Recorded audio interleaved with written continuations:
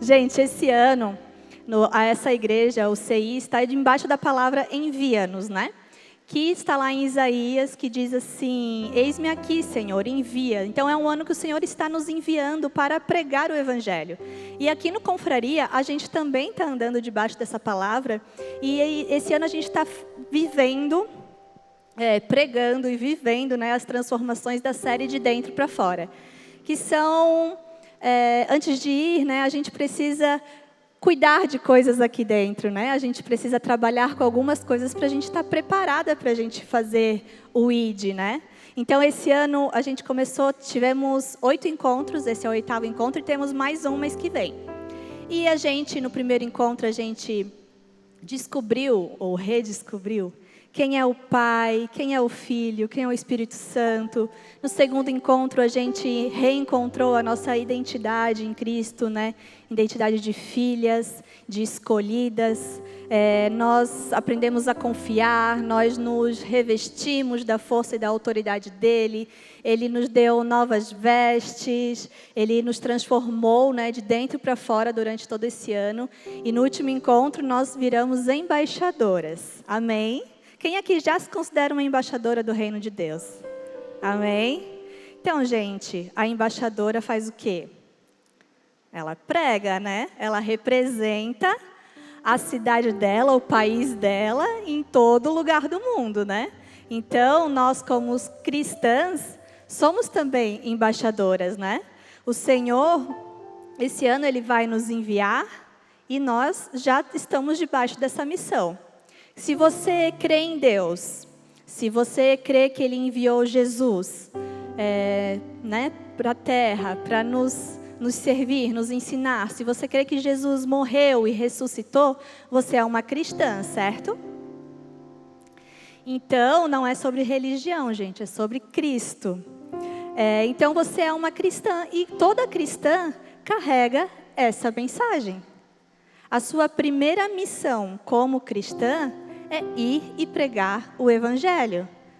Porque, assim como Ele salvou nós, Ele quer que outras pessoas também sejam salvas, não é?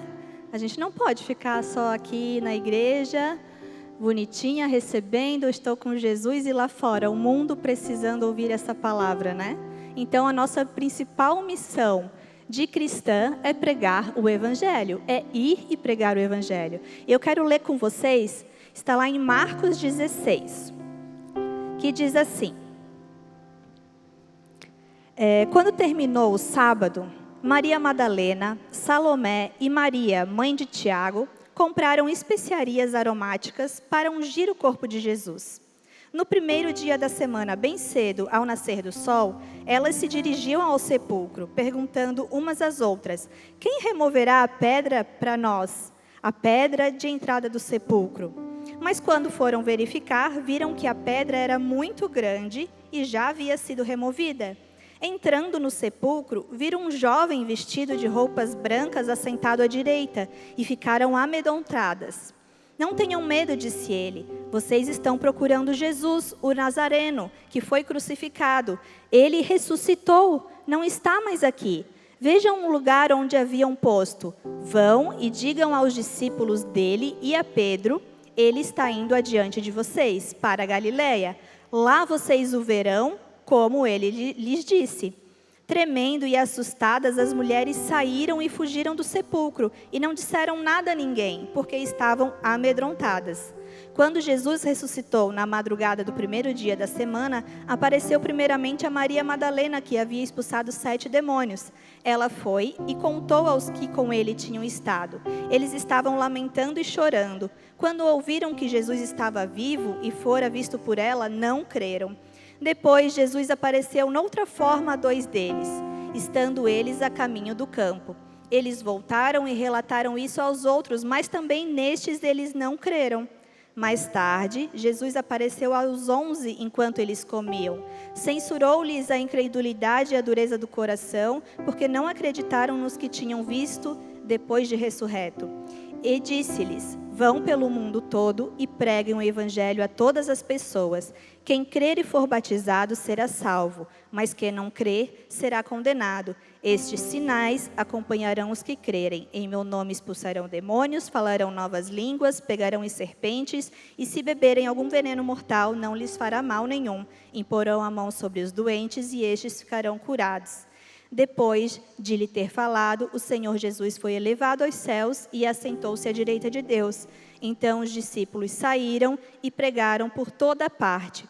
E o Senhor cooperava com eles, confirmando-lhes a palavra com os sinais que a acompanhava.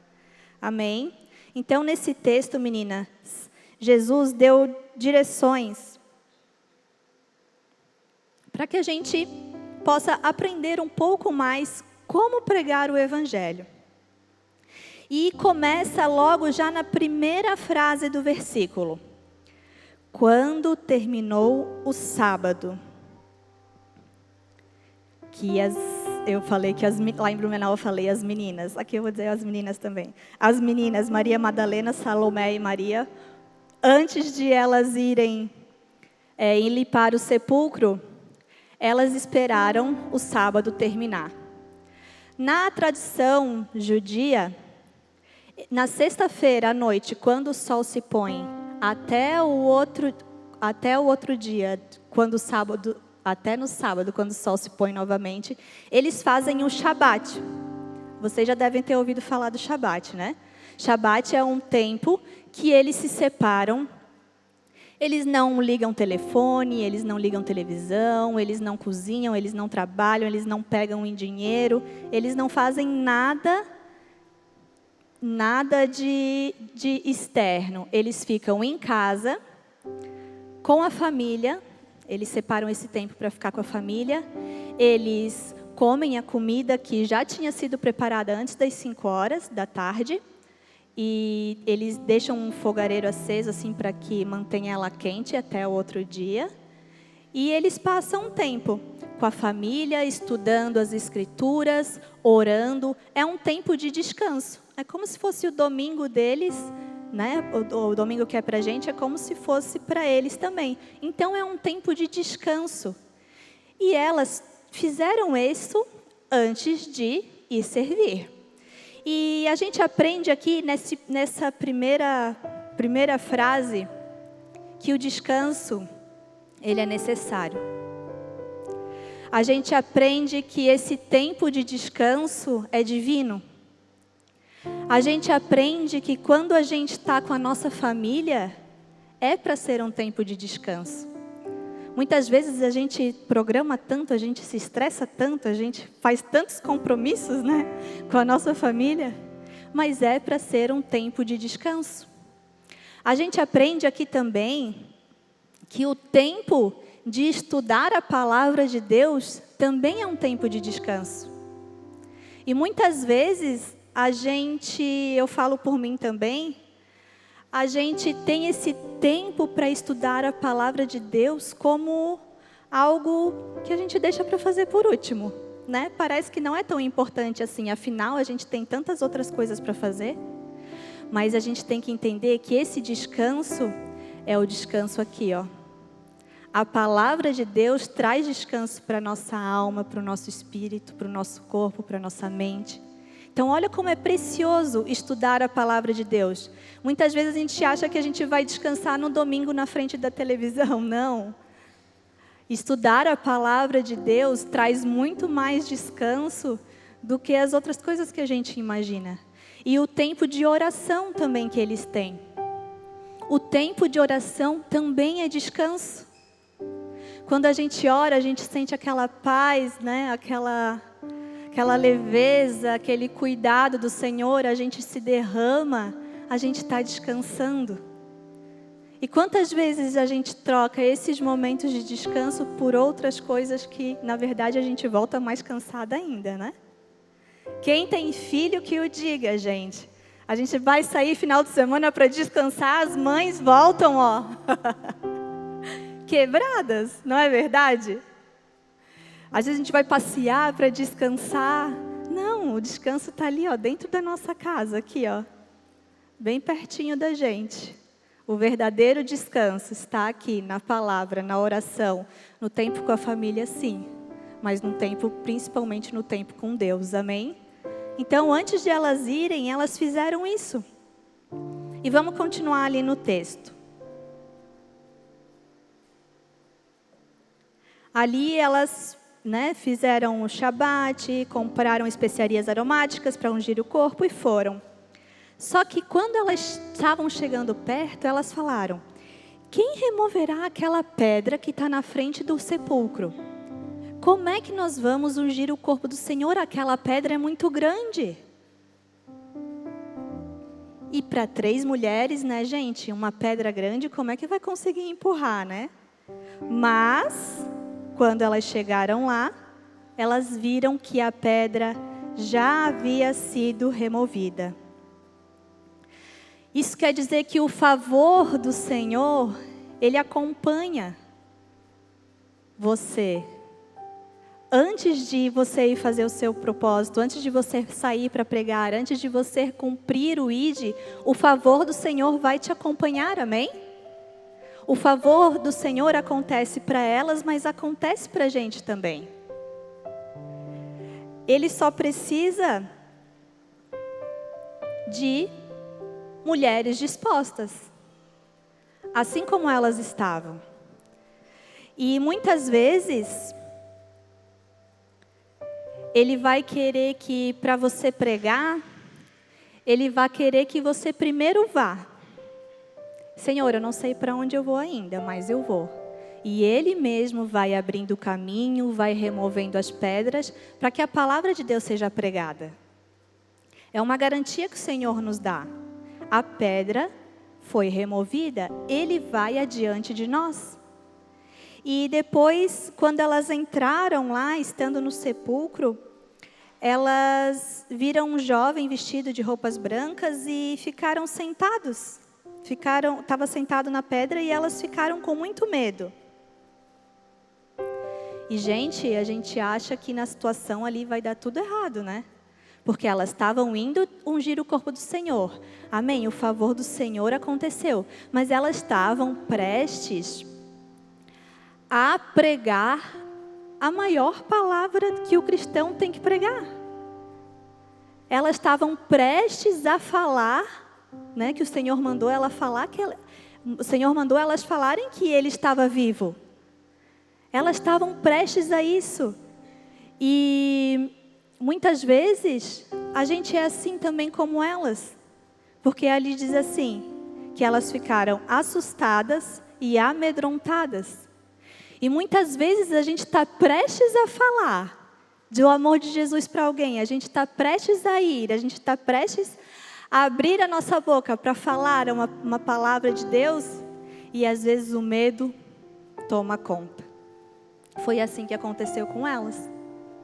E, gente, aquele ali é a maior pregação, eu acho que é um encontro, que muitas vezes a gente vive um encontro com Deus na nossa vida e ali elas tiveram esse encontro, Às vezes tem um testemunho de Deus na nossa vida, aquele ali seria o maior testemunho da vida delas. Elas iam abrir o sepulcro e via que Jesus não está. Jesus ressuscitou, Jesus ressuscitou.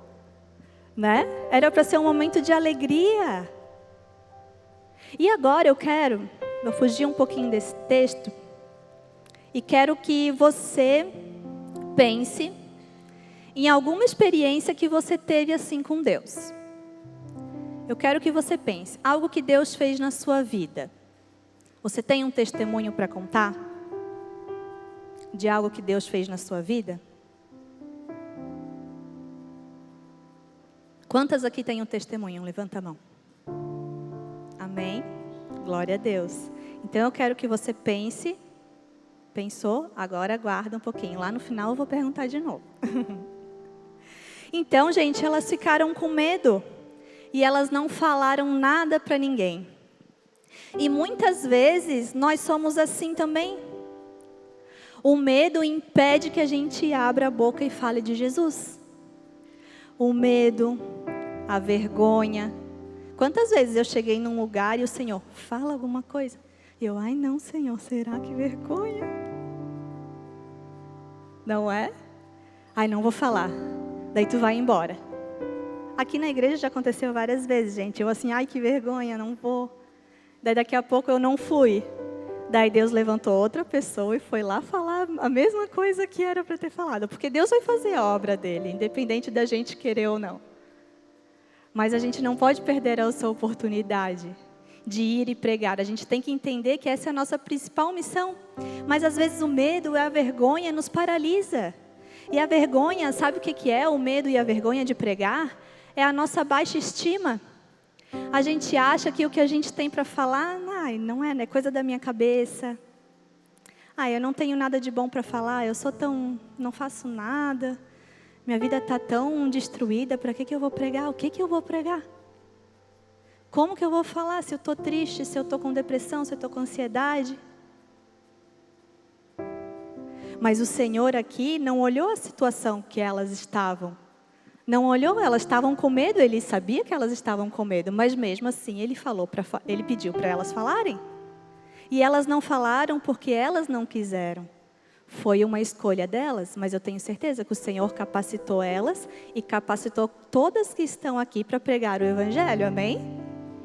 Apesar do nosso medo, apesar da nossa vergonha, apesar da gente achar que a gente não sabe falar. Gente, aqui quando eu subo, eu sempre estou com vergonha. Pode parecer que não, as pessoas falam, nossa, parece que você está tão bem. Deus, ninguém está vendo a boca seca, a mão suando, coração acelerado. A gente tem vergonha, mas a gente vai com vergonha mesmo. Semana passada a gente foi na marejada e eu levei tenho 2 pequenos, e daí a menina é super corajosa. O menino é um pouco mais medroso. Daí a gente foi numa minhoquinha que tem lá, alguém foi? Uma minhoquinha que daí dá uma descida assim? E o Luca foi, gente do céu, ele entrou naquela minhoquinha, não. Daí quando o cara fechou aquele negócio, ele, ai meu Deus do céu. Gente, ele fazia assim, tá? Era muito engraçado. Ai meu Deus do céu, ai meu Deus do céu.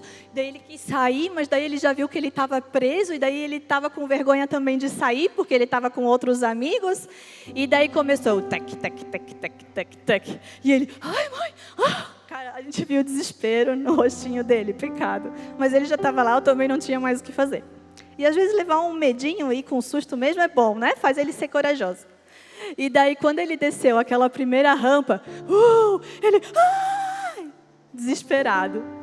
Daí daqui a pouco, ele desceu e subiu. Daí quando ele voltou, ele estava assim, se achando, gente. Porque ele viu que não era aquele bicho de 7 cabeças todo. Daí ele voltou, quero ir de novo. Mas ninguém viu o medo que ele estava.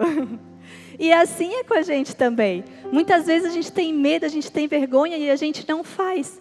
Mas depois que a gente faz e que a gente tem certeza que o Senhor pediu para a gente fazer, a gente sente uma paz, uma alegria e a gente fica feliz. Quando o Senhor me revela uma palavra, eu falo assim, Senhor, obrigada. Eu me sinto privilegiada. Eu sinto uma alegria, gente, tão grande. Hoje à tarde eu estava orando e eu disse, Senhor, obrigado por essa palavra. Me sinto tão lisonjeada por Ele me escolher e poder me usar de alguma forma. E é uma sensação tão boa, gente, que vale a pena. Vale a pena passar por medo, vale a pena passar por vergonha. E não é sobre você, você não vai falar sobre você vai falar sobre Ele. Amém? E aqui eu peguei umas dicas para a gente começar a falar, tá? Primeiro, comece falando com poucas pessoas. Sabe o seu testemunho? Você não precisa falar, inventar coisas mirabolantes, eis que te digo, não. Fala do seu jeitinho mesmo. Fala do seu jeitinho. O Senhor fez isso na minha vida, ou eu vi o Senhor fazendo isso na vida de uma amiga que eu conheço. Tenha sempre o seu testemunho na ponta da língua. E quando você tiver a oportunidade, fale. Fale para alguém mais próximo, fale para uma amiga, fale para alguém no trabalho. Quando você vê uma oportunidade, comece a falar. Segunda dica, tenha um roteiro de segurança. Você pode falar sempre a mesma coisa. Não precisa ficar inventando coisa, tá? Não precisa ficar... Conta o teu testemunho. o que Deus fez na tua vida, eu tenho certeza que você vai ter propriedade para falar. Guarda esse teu testemunho e conta. Conta lá no trabalho, conta no mercado. Quando tiver alguém passando por uma situação, nossa, aconteceu isso comigo também, mas o Senhor fez, o Senhor vai fazer na tua vida também. Conta o seu testemunho. Esse roteiro de segurança pode ser o nosso testemunho, amém? Depois, pratique muito. Essas dicas, gente, eu peguei de uma página lá na internet que dizia como você pode destravar quem tem medo de falar. Tá? Me deu essas dicas. Eu acho que faz muito sentido. Pratique muito. Quanto mais você contar, mais você vai destravar. Amém? E a quarta dica. Gente, olha só. Eu nem botei que era para pregar. Tipo assim, como destravar para pregação. Não, eu botei como dicas para quem tem medo começar a falar. Falar em público. E olha o que ele me manda. Não se coloque no centro das atenções. É tudo sobre ele. Até a Iá está convertida já. Gente, você não precisa falar de você. Fala sobre ele. É bem mais fácil falar dele, né? Do que da gente. Porque muitas vezes a gente não tem nada de bom mesmo para falar. Mas a gente fala dele, que eu tenho certeza. Porque a palavra dele, ela não volta vazia. Toda vez que você contar o seu testemunho, vai ser uma sementinha lançada na vida de alguém. Amém? E não se esqueça, Ele está sempre indo adiante de vocês. Ele vai abrir caminhos, Ele vai remover pedras, Ele vai fazer o que for necessário. Então não perca essa oportunidade, amém? E vamos continuando lá o texto, que diz assim, ó. Vão e digam aos discípulos dele e a Pedro: Ele está indo adiante de vocês para a Galileia, e lá vocês verão como ele lhe disse. Daí, continuando ali, que elas ficaram assustadas e tal. E quando Jesus ressuscitou, na madrugada do primeiro dia da semana, apareceu primeiramente para Maria Madalena. E o texto faz questão de dizer, de quem havia expulsado 7 demônios. Mas o que chama a atenção não é a história da Maria Madalena. É que primeiro ele apareceu para ela. Ela foi a primeira pessoa que viu Jesus. Então, gente, para o Senhor não importa o que você foi, se existia algum demônio agindo na sua vida.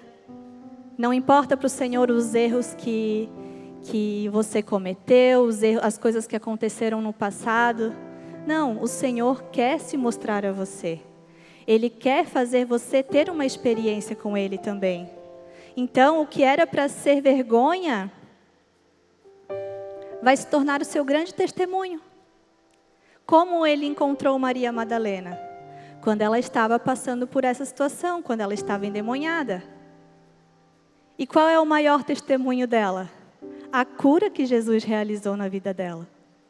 Amém? Então, não importa o que você foi, não importa o que passou, não importa o erro que você cometeu, o Senhor quer te transformar. Ele tem uma nova vida para você. E o seu nome não vai ser mais a fulana que fez coisa errada. Não. Vai ser aquela que é filha de Deus, que é escolhida de Deus, que fala sobre a palavra de Deus, que prega sobre Jesus, aquela que Jesus transformou a sua vida. Amém? O que você vai contar do que passou vai ser só para dar mais força para o seu testemunho. Então, onde foi um lugar de dor para você, vai ser um lugar de grande alegria e grande testemunho de Deus na vida de todas vocês.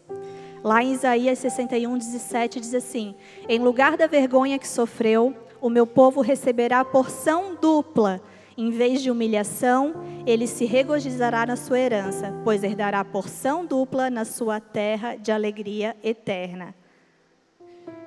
Onde foi erro, será porção dupla de alegria. Amém? Assim diz a palavra do Senhor.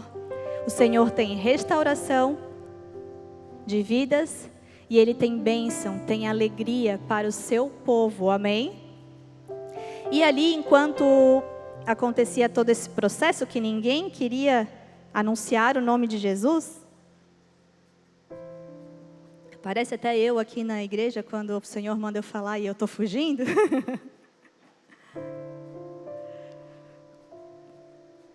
Quando ouviram que Jesus estava vivo, fora visto por ela, não creram. Depois Jesus apareceu em outra forma a 2 deles que estavam a caminho do campo. Eles também ouviram Jesus e não falaram nada. Depois disso, Jesus apareceu para os 11, enquanto eles estavam comendo. Então ele apareceu para Maria Madalena, que estava lá ungindo seu corpo, apareceu para 2 que estavam no caminho do campo, e apareceu para os 11 que estavam jantando, que estavam na ceia. E o que a gente aprende com isso, gente? O Senhor usa gente ocupada. Vocês sabiam disso? Às vezes a gente acha que a nossa vida está corrida demais, que a gente tem trabalho demais, que a gente serve demais, que a gente tem problema demais. É desses que o Senhor gosta. Vocês sabiam disso? Aqui, ó, ninguém estava desocupado. Estava todo mundo trabalhando, todo mundo ocupado, todo mundo fazendo alguma coisa. Então, gente, é para você começar a fazer na correria do dia a dia mesmo. Tem um estudo que diz, eu até peguei, gente, eu estou muito estudiosa, olha só. Tem um estudo que diz que as pessoas que... É mais fácil você pedir um favor para uma pessoa muito ocupada do que uma pessoa que não está fazendo nada. Vocês já viveram isso? Às vezes tem uma pessoa sentada no sofá, ai, pega um copo de água para mim. Daí a pessoa, ai, que saco. Tá bom, deixa que eu pego. Não é assim? E você, porque você está muito ocupada, está fazendo uma coisa. Não, você se levanta e você vai lá pegar. E esse estudo fala isso, ó, o gerenciamento de tempo eficaz. Olha só o que fala. Pessoas que já estão ocupadas normalmente sabem como otimizar o seu tempo.